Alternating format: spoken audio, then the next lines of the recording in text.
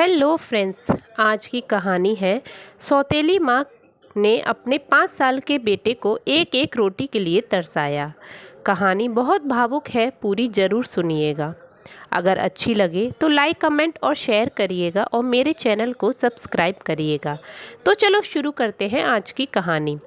सर्दियों की सुबह थी, कोहरा घना था, लेकिन उसमें भी घना था उस 5 साल के मासूम की भूख का दर्द, जो अपने फटे कंबल में ठिठुरता हुआ एक रोटी की तलाश में था। उसका नाम था राजू। राजू की माँ का देहांत उसके जन्म के बाद ही हो गया था।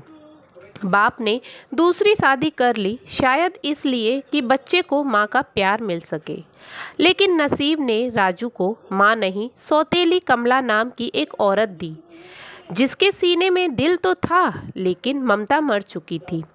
कमला को राजू से अजीब नफरत थी, न जाने क्यों, लेकिन उसका गुस्सा हर थकावट, हर वो छोटी छोटी चीज पर रहता था जो राजू करता था।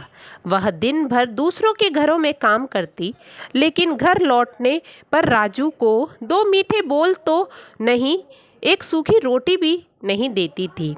एक शाम की बात है, घर में दाल की महक फैली हुई थी। कमला ने रोटियां बनाई, अपने लिए और अपने कुत्ते के लिए। राजू, जो सुबह से भूखा था, कांपते हुए बोला। आंखों में आंसू आ गए थे उसके, जैसे उसे रोटी की खुशबू अपने पेट तक खींच लाई हो। उसने धीमे से पूछा, माँ, एक रोटी दे दो ना, भूख लगी है बहुत ज़ोर से। कमला ने उसे घूरा, जैसे उसने कोई गुनाह कर दिया हो। तेरे लिए रोटियां नहीं बचती रोज रोज, हट यहाँ से, चला जा यहाँ से। राजू की आंखें भर आईं। उसने हाथ जोड़ते हुए कहा, बस माँ, आधी रोटी दे दो ना, बहुत ज़ोर से भूख लगी है, कल से कुछ नहीं खाया है मैंने। कमला ने रोटी उठाई और उसे सीधे जाकर अपने कुत्ते के आगे फेंक आई। देख, इसे कहते हैं वफादारी, तू नहीं समझेगा, न काम का न काज का, पूरे दिन खाता रहता है। राजू जमीन पर बैठ गया। उसके गालों पर आंसू बह रहे थे। वो न कुछ बोला न सोया, बस देखता रहा उस रोटी को जो उसके पेट में न जाकर पहले उस जानवर के पेट में चली गई थी। उस रात वह भूखा ही सो गया, या यूं कहे कि भूख ने उसे सोने नहीं दिया। अगले दिन गांव की एक बूढ़ी अम्मा शांति देवी पास से गुजर रही थी। उन्होंने देखा कि राजू नीम के पेड़ के नीचे मिट्टी से खेलते खेलते अचानक बेहोश हो गया है। वो दौड़कर आई और उसे गोद में ले लिया और गांव वालों को बुलाया। जब उसे होश आया तो शांति देवी ने एक कटोरी में खिचड़ी उसके सामने रखी। राजू कांपते हुए खाने लगा, जैसे कई दिन से वो भूखा हो। एक एक निवाला उसके गालों से आंसुओं के साथ गिर रहा था। शांति देवी की आंखों में आंसू आ गए। बच्चा है, ये किसका बच्चा है?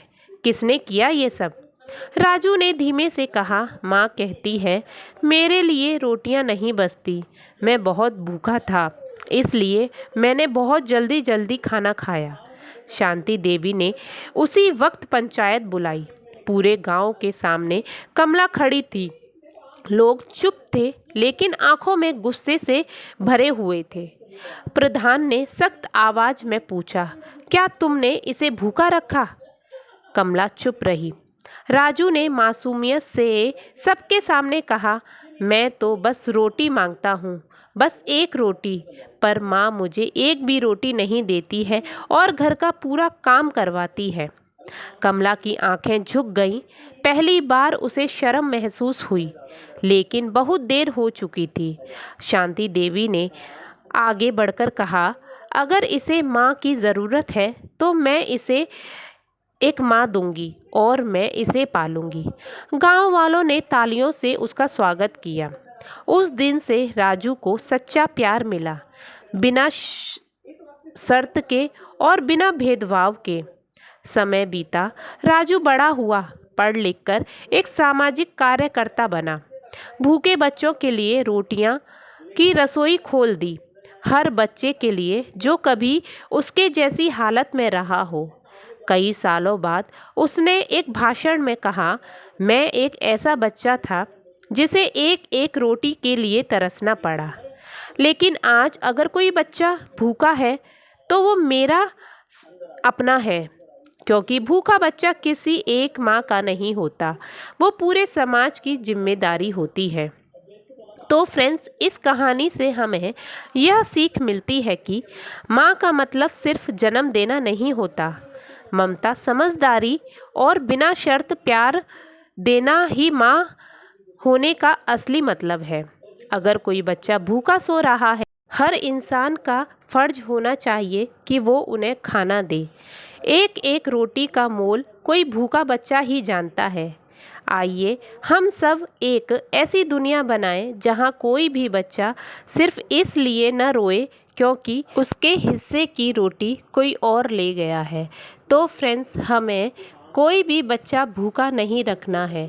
अगर कोई आपके घर रोटी मांगने आता है तो प्लीज़ उसे भूखा न भेजें, खाना खिलाकर ही भेजें।